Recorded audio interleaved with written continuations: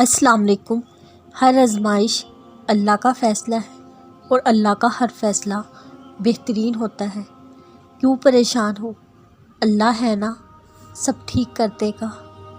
جو کہتے ہیں دعائیں سنی نہیں جاتی، ان سے کہہ دو قبول کرنے والا تمہارا اللہ ہے۔ تو پھر اللہ کی دہلیز پر چکر لگاتے رہا کرو، کیونکہ اللہ موت سے انہی کے لیے کرتا ہے جو اس کے در پر دستک دینا نہیں چھوڑتے۔ اور سبھی عبادتوں میں سے اس کی پسندیدہ عبادت دعا ہے۔ اپنی من پسند چیز پانے کے لیے اللہ کو اس کے من پسند انداز سے راضی کرنا پڑتا ہے۔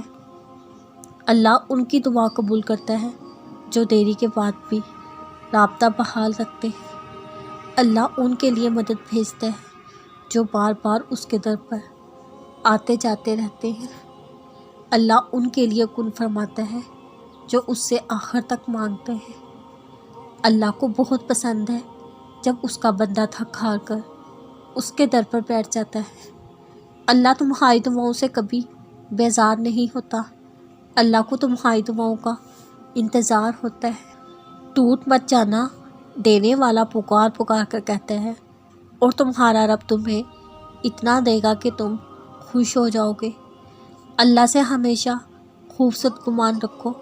فقط ایک وہی ذات ہے جو اندھیروں میں دیا جلائے رکھنے پر قادر ہے۔ بس وہی ہے جو بے چین دلوں کو سکون بخشتا ہے، اور اللہ سمیٹ لے گا تمہارے سبھی غم، اور تم پھر سے مسکراؤ گے انشاءاللہ۔ حضور صلی اللہ علیہ وسلم کو یاد کرنا، پھر اپنی پریشانی یاد کرنا، پھر حضور صلی اللہ علیہ وسلم کو یاد کرنا، پھر خاموش ہو جانا۔ اگر تو آنکھیں نم ہو جائے تو سمجھ لینا یاد کرنا یاد کرنے والوں تک پہنچ گیا۔ اب جواب آئے گا، خیر کے جھونکے جلد ہی جھولنے والے ہیں۔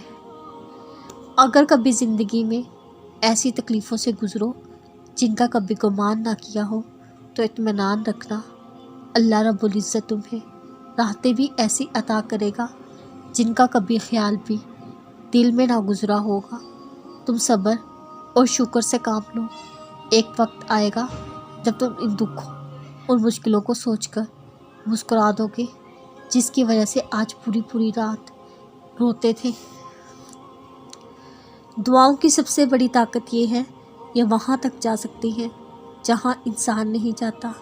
اللہ سے لے کر موت تک، کون سے لے کر فیکون تک، یعنی ہر جگہ تک۔